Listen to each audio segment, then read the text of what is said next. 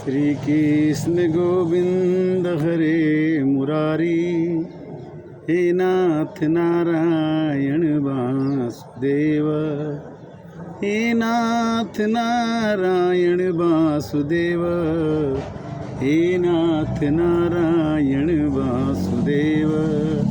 कल कार्तिक पूर्णिमा है और आज हमें गिरिराज जी की परिक्रमा का मौका मिला। करीब 12 किलोमीटर हमने गोवर्धन पहाड़ के गिरवर के चारों ओर पैदल परिक्रमा लगाया। और भगवान जैसे की कथा प्रचलित है कि इंद्र भगवान को अभिमान हो गया था कि मैं भगवान हूँ और श्री कृष्ण भगवान से बड़ा हूँ।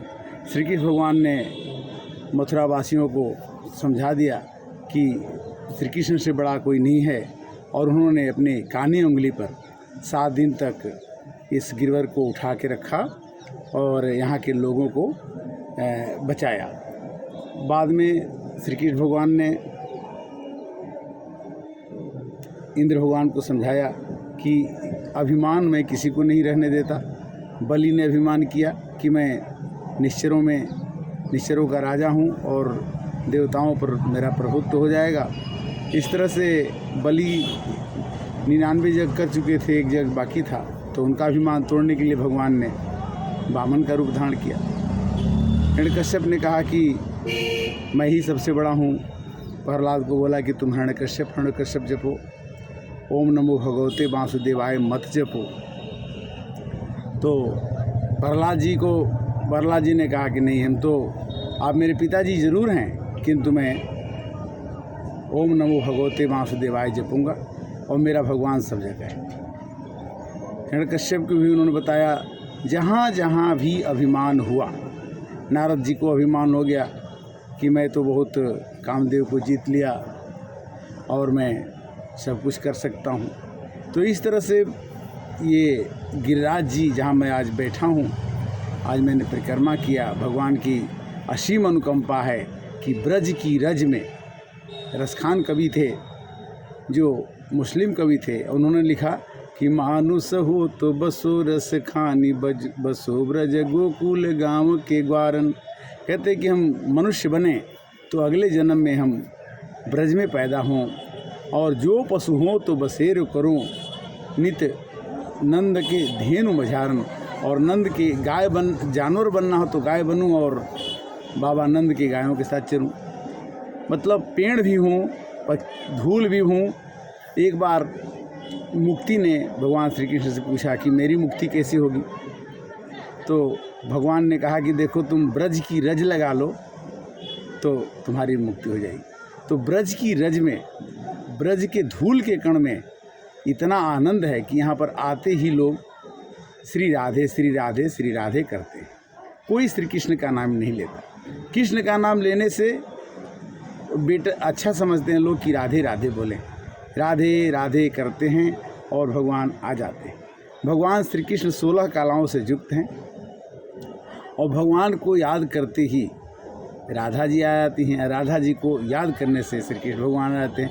वास्तव में राधा जी और श्री कृष्ण भगवान दोनों एक ही। ब्रज की रज में इतनी भीड़ है, यहाँ पर 21 किलोमीटर की टोटल परिक्रमा है। एक 12 किलोमीटर की है और एक 11 एक 10 की, बड़ी परिक्रमा और छोटी परिक्रमा। तो दोनों परिक्रमा अगर आप पैदल करते हैं तो 6 घंटे लग जाएंगे। अगर बैटरी रिक्शा से अगर परिक्रमा आप करते हैं तो 2 घंटे में 60-70 या 100 रुपये में आपको 2 चारों ओर से घुमा के आपको उतार दें। ब्रज वहाँ पर गोवर्धन जी में गिरिराज जी की मूर्ति पर दूध चढ़ता है, पेड़ा चढ़ता है। और श्री कृष्ण गोविंद हरे मुरारी, राधे राधे, मतलब जो भी यहाँ पर है, यहाँ के हर एक आदमी भगवान श्री कृष्ण के नाम को जपते हैं। हम यहाँ पर श्री कृष्ण भगवान के मंदिर के गिरिराज जी के ऊपर जतिपुरा है, जतिपुरा के ऊपर श्रीनाथ जी का मंदिर है। वहाँ जाके मैं वहाँ के पंडित जी से मिला। उन्होंने बताया कि श्री कृष्ण भगवान यहाँ 150 वर्ष रहे हैं। 150 वर्ष तक ये वहाँ एक गाय आती थी और श्री कृष्ण भगवान को दूध पिलाती थी। बाद में वहाँ की कोई गांव की एक लड़की कटोरे में दूध दे जाती थी। किंवदंती कहानियाँ सुनने को मिली और बड़ा अच्छा लगा।